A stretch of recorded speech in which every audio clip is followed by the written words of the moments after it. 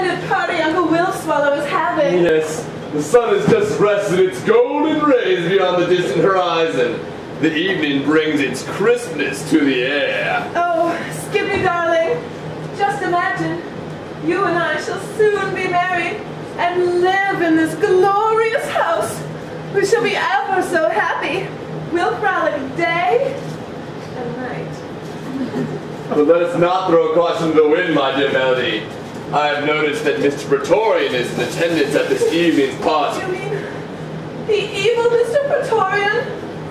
The man who plans to cheat my dear, wealthy Uncle Sinwillow out of his fortune, including this house? The very man. Should your uncle fail at his latest business deal, he'll be forced to give the evil Mr. Praetorian his house as payment. Should that happen, we'll be forced to live in, dare I say it, my mother's basement. The horror! The horror! But don't you fret your pretty little face, my dear Melody. I shall see that no harm comes to your uncle. I swear, by the love that burns. Wherever it is that love burns, that we shall be happy. Skippy, darling, I shan't believe we won't be happy. I must go now. I must run to the nearest room, slam the door, throw myself across the bed, and weep profusely for 20 minutes. Wait, Melody! I'll weep with you. Well, well, well, Skippy Storm. Fancy seeing you here. Sally Sinlace. Bet you didn't think you'd be seeing me again after leaving me all alone on the French Riviera with only a toothbrush. I didn't leave you. I went to get more funds. The fun we were having needed more funds. And I suppose your sudden engagement to Melanie Melitone was your way of getting more funds. Of course not. Melody and I are in love. Love? Oh, Lord. I say so, Skippy. Come quickly. Young Melody has fallen under... I say so, Skippy. Come quickly. Young Melody has fallen under the spell of the evil Mr. Praetorian. What? My Melody under Praetorian? Why, I'll give that no-good deviant such a thrashing. They've gone upstairs to his...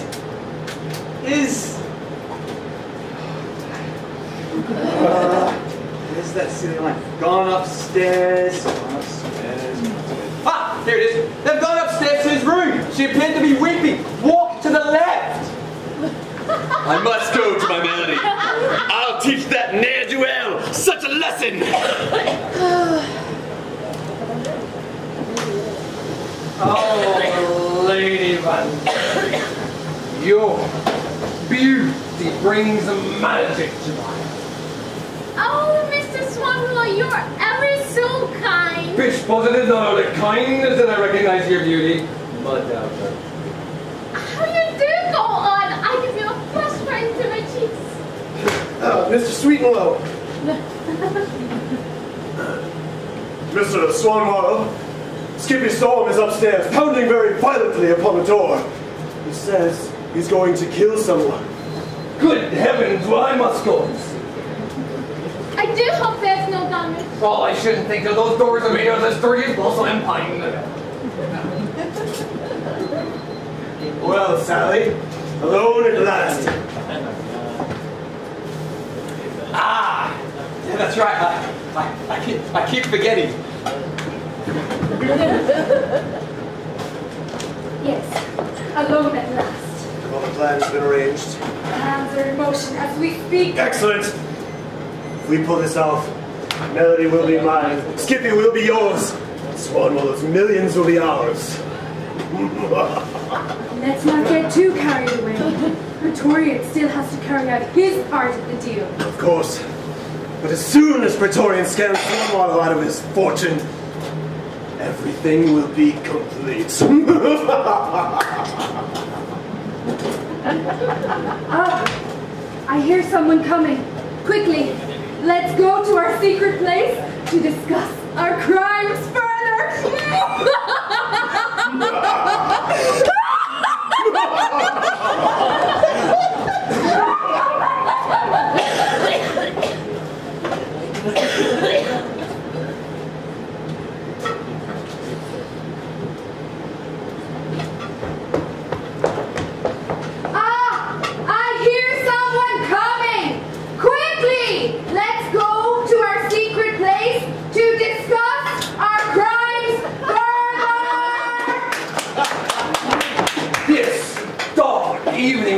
me of the time I was in the deepest, darkest part of the jungle. Captain Willard. Hell, a ferocious tiger at bay with just an electric razor.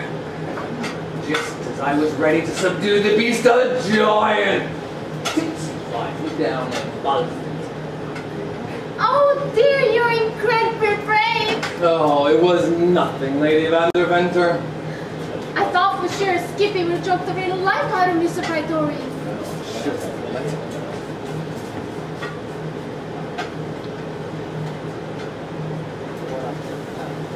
Well, do go on, Mr. Swanwell. What happened after the teeny fly buzzed you? Tipsy fly. Titsy. Teeny. They're all tiny. Well, I reached down and pulled the lace out of my boot, all the while holding off the tiger with this hand.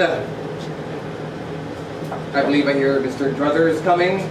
Mr. Druthers? Why, yes, he should be. Come in any minute now. You mean Mr. Druthers coming in here now? Perhaps I better.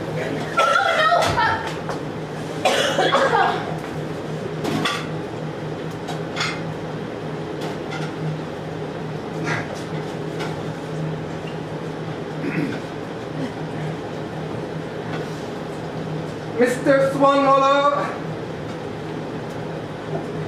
Oh, Mr. Druthers, there you are. Mr. Swanwaller, the cook wishes to see you in the kitchen. Oh, does she? Well, I'd better go and see what she wants. Mr. Swanyeller, Mr. Druthers, there you are. the cook wishes to see you in the kitchen. I'd better go and see what she wants.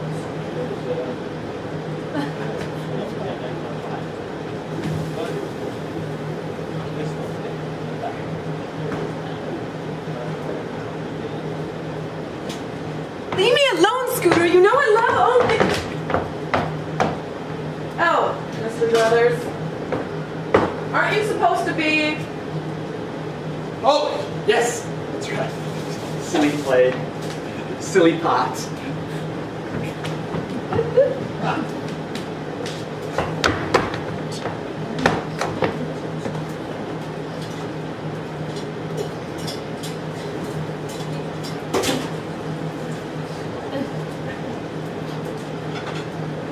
Leave me alone, Scooter. You know I love only Skippy.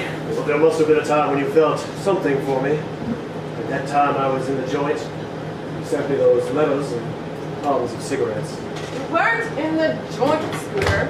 You were in a minimum security halfway house for white-collar criminals.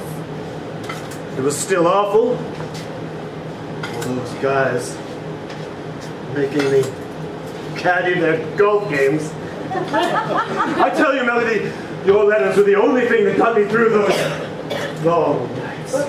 That was then, Scooter, and this is not then anymore. Things have changed. Have they?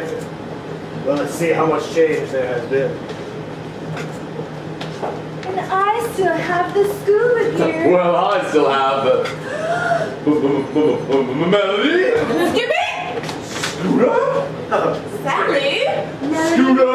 Sally? Melody? That's right, it's me. Got it.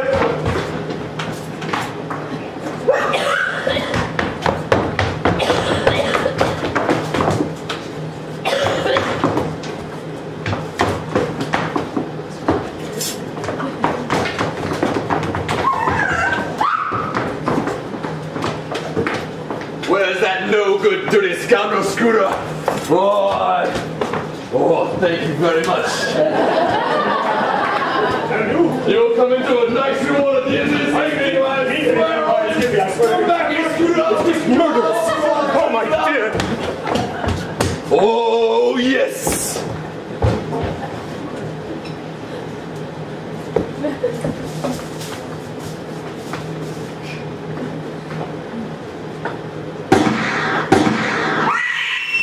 Good Lord, Mr. Swanwell's been poisoned! Quick,